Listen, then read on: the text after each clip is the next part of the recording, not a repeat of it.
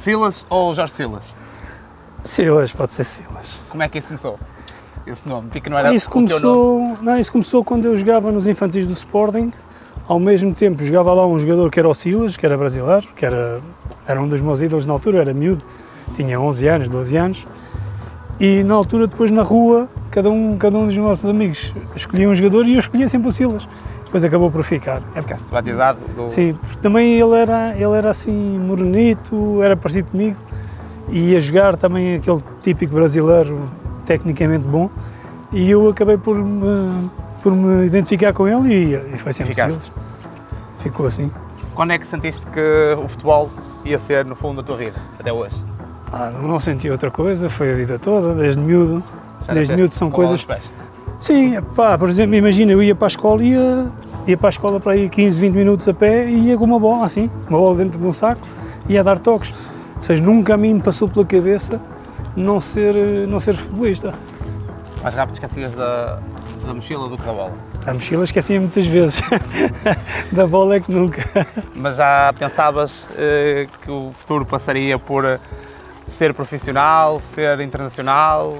Não, é o que eu te digo, eu nunca na minha vida, jamais me passou pela cabeça até aos 18 anos, que eu não poderia vir a ser profissional. Só a partir dos 18 é que eu começo mais ou menos a pensar, ok, e se acontecer alguma coisa?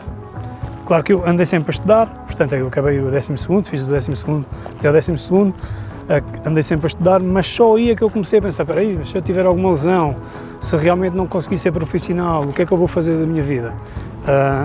Mas depois, entretanto, começaram a aparecer os contratos profissionais, começou a aparecer o dinheiro que já permitia viver do futebol, e a partir daí dediquei-me ainda mais. Eu sempre fui muito dedicado, mas dediquei-me ainda mais, portanto nunca me passou pela cabeça não ser futebolista profissional. Já aí pensavas no pós-carreira e no pós-jogador? Ainda não. Ainda não. Quando eu começo a pensar nisso mais ou menos a 24, 25. É o meu primeiro ano de Primeira Liga aqui em Portugal. Até aí, ok, eu não pensava muito, usufruía, mas depois chegou uma altura em que dou por mim e digo assim, ok, já estive aqui, mas depois o que é que eu tenho? Ainda não tenho nada. E aí é mais ou menos em 2001 que eu compro o meu primeiro imóvel. A partir daí já comecei a pensar de maneira diferente, mas sobretudo por isso, porque chego uma vez, estou a jogar em Espanha, chego de Espanha e digo assim, ok, já estive aqui e já ganhei o meu dinheiro aqui, mas não tenho património, não tenho nada. E pronto, começa a partir daí. A partir daí começo também a pensar mais nisso, já começo a fazer os meus investimentos imobiliários. Porquê? Porque na realidade era aquilo que também me permitia mais dedicar-me ao futebol a 100% e não ter que estar ali num negócio, porque não tinha tempo, não é? Porque eu era profissional de futebol, ou seja, o imobiliário dava-me a possibilidade de eu investir, de conseguir ter ativos, de conseguir ter outras fontes de rendimento que não fossem o futebol e conciliar ao mesmo tempo com o futebol. Conseguias equilibrar no fundo a tua vida e usufruir do dom e usaste a cabeça também para... Sim, até porque eu depois houve uma altura em que jogava em certos clubes e conseguia ter imóveis e arrendar os imóveis aos meus colegas, imóveis que às vezes eram no mesmo prédio, portanto comecei a pensar nisso dessa maneira. Pronto, e é um negócio que eu sempre gostei e acabei por ligar-me sempre um bocadinho a isso, sobretudo por aquilo que eu dizia, também porque me permitia ser futebolista a tempo inteiro. E depois porque eu também via, não é? Porque os ativos continuam lá. Exatamente. E vão sendo uma fonte de rendimento e nunca desvalorizavam. Portanto, fui-me apercebendo aos poucos. Conseguiste no fundo tirar até um bocadinho do Silas jogador de futebol para a tua vida pessoal, ou seja, a disciplina e o critério que seguias no futebol foi importante depois também para esse registro mais de empreendedor, no fundo, acaba por ser de investidor. Há uma parte que a maior parte das pessoas não sabe, que é uma parte muito importante, que é o jogador de futebol quando acaba a carreira, acaba, por exemplo, imagina aos 30, 35, 40, eu acabei aos 41, Mas quando tu acabas a carreira, tu não tens direito a uma reforma Sim. imediatamente. Certo. Ou seja, imagina que tu acabas aos 35, dos 35 aos 65, 67, tu não tens reforma. Exatamente, sim. Então tu tens que pensar, tens que ter um plano B. Não tens aqui em Portugal. Há sítios que tens, porque há sítios que tu descontas para um fundo de pensões e quando acabas a carreira podes ter ou o valor completo ou podes optar por dividir. Aqui em Portugal não tens. Infelizmente ainda não temos. É uma coisa que os futebolistas se andam a debater e o sindicato de futebolistas se anda a debater há muito tempo por isso, mas ainda não tem. Então eu pensei, peraí, que eu quando acabar a carreira tenho que ter aqui fontes de rendimento que me permitam ter um nível de vida aceitável, não é? Claro. Porque ninguém consegue, quer dizer, há futebolistas que conseguem, mas a maior parte da malta que joga futebol, 95% se calhar eu diria, acaba a carreira e passado 2, 3 anos está sem dinheiro. Certo.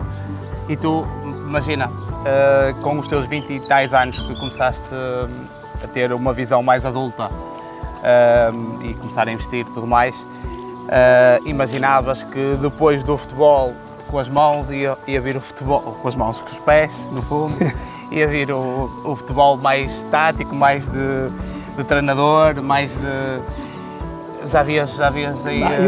Como eu te disse, eu acabei de jogar aos 41. Daí dos 31 até aos 41, eu todos os anos já pensava nisso, todos os anos eu pensava, se calhar é o meu último ano, se calhar para o ano vou começar a pensar em treinar, porque era uma coisa que eu queria fazer, portanto, tive ali um período de 10 anos para me preparar bem, para me preparar também psicologicamente, para me preparar também a nível financeiro, porque é muito importante tu ter estabilidade financeira, para depois não estás a engolir muitos chapos, para não estás a depender de muitas coisas, para teres a tua autonomia a nível de decisões. Para o treinador é muito importante, então fui-me preparando nesse sentido. Depois, quando acabei de jogar, já estava mais do que preparado também para fazer isso. Estava estabilizado e não receoso do que é que poderia vir? Sim, não, eu acabei mesmo de jogar futebol porque quis, ou seja, foi uma decisão mesmo muito consciente e que também o lado financeiro me permitia. Ou seja, eu podia parar de jogar e dizer, ok, agora estou aqui, se quiser estar aqui parado 1 ano ou 2, estou parado 1 ano ou 2.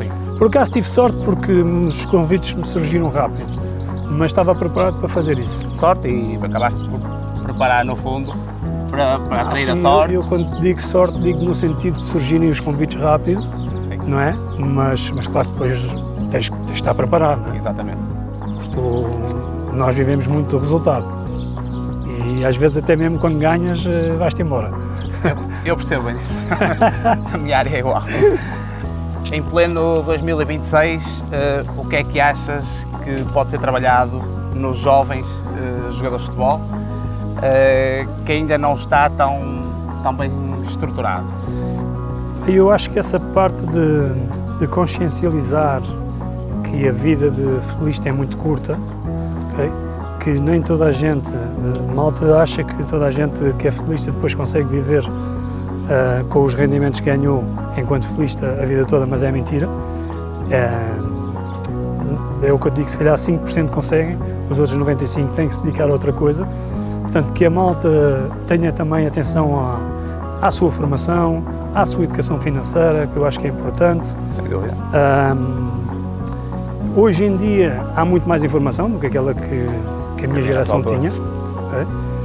Eu acho que os próprios pais temos também mais consciência, apesar de se calhar os miúdos não terem tanta consciência, mas como há muita informação e que nós temos também, porque eu, por exemplo, hoje dou conselhos aos meus filhos, que os meus pais deram-me conselhos muito bons, mas neste sentido não me conseguiram dar.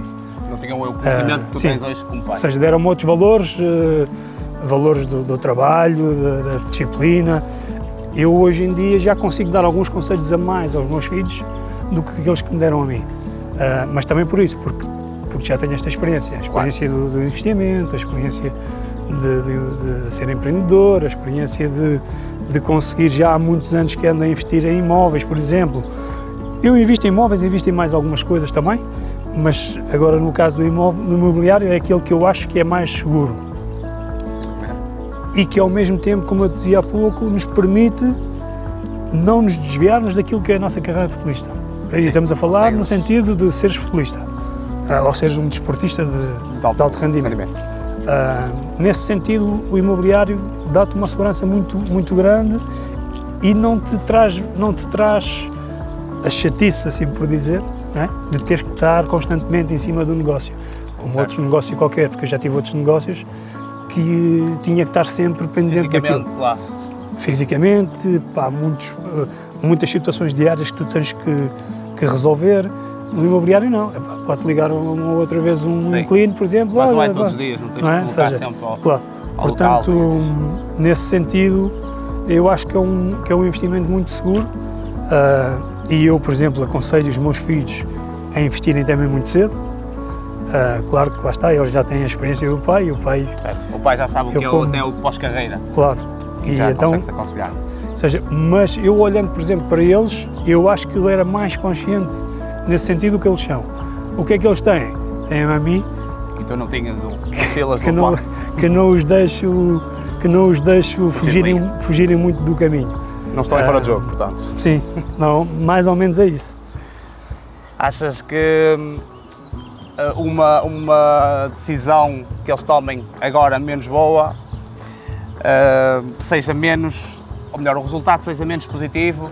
Achas que pode impactar uma decisão aos 18 anos de começar a investir ou não no imobiliário possa ser, no fundo, o que aos 40 anos vai definir, basicamente, se são pessoas de sucesso?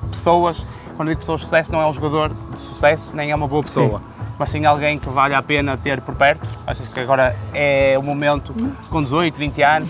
Uma má decisão eu não acho que faça diferença nesse sentido, mas uma boa decisão, sim, vai fazer de certeza no sentido positivo, não é? A médio prazo. Claro. Ou seja, boas decisões nesse sentido, que eles comecem a ter consciência de que o dinheiro não é para gastar, ou pelo menos não é para, sim, gastar todo.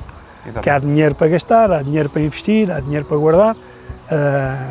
Eu, por exemplo, nunca ninguém me tinha dito isto, até eu ouvia dizer, tem que se poupar, sim, mas na realidade eu não acho que se tenha que poupar. Eu acho é que se tem que criar valor, tem que se investir, sim, porque só o poupar, nós sabemos, tu sabes, eu sei, claro, que vamos perder valor. Exatamente. O nosso dinheiro vai perdendo valor. Portanto, nós temos que arranjar maneira de o investir e de fazer dinheiro com o nosso dinheiro. Certo. E essas decisões positivas, essas sim vão fazer diferença.